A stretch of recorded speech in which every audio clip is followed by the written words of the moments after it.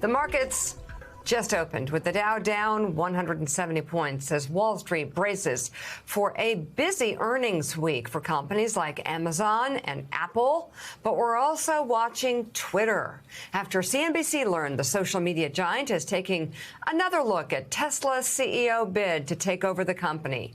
And Reuters reporting this morning that Twitter is already set to accept Elon Musk's offer. So let's bring around the columnist and editor for the New York Times Deal Book and co-anchor of CNBC's Squawk Box. He's an international celebrity, but also a dear friend of ours, of course, Andrew Ross Sorkin. Andrew, I want to ask you something. We're going to get to the whole Twitter thing in a second. Looks like I got a question. Looks like Elon's going to get that. But first, let's ask the bigger question. Like end of the week last week, the markets just absolutely tanked, in part because people, it sounds like for the first time in years, I'm hearing people going, looks like we're getting to the end of this. Looks like the Fed's going to finally do what the Fed needs to do. We're going to have interest rates jacked up. The economy's going to slow down. And, you know, when I have one investor after another telling me that they're getting ready to park some money on the sidelines because they think we're headed for a recession, I start thinking, well, this is a little bit different. What are you hearing, and what's your best guess? Look, I think there's a real concern that we are heading towards a recession. We're going to get a lot of earnings numbers this week. I think you saw that last Friday after some of the comments by the Federal Reserve. The Fed has a meeting in a week as well. How fast do they raise interest rates, I think, is the ultimate question.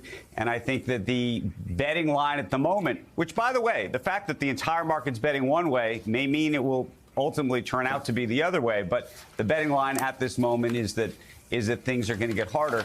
On top of that, this morning, and one of the reasons you're seeing the market fall this morning, is this news out of China around COVID. There are real worries that there's going to be more restrictions there. That's going to tamp down demand, create more supply chain problems and the like. So that's a little bit of what's creating this moment that we're in.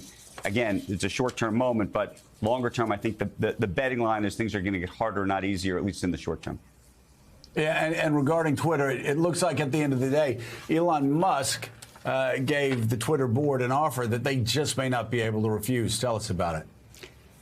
It's a fascinating turn in this soap opera. I think a lot of people were counting him out in the beginning. I had great skepticism that he was actually going to either want to put up his own money or get the financing. He appears now to have that financing. The board, too, was quite skeptical of the transaction.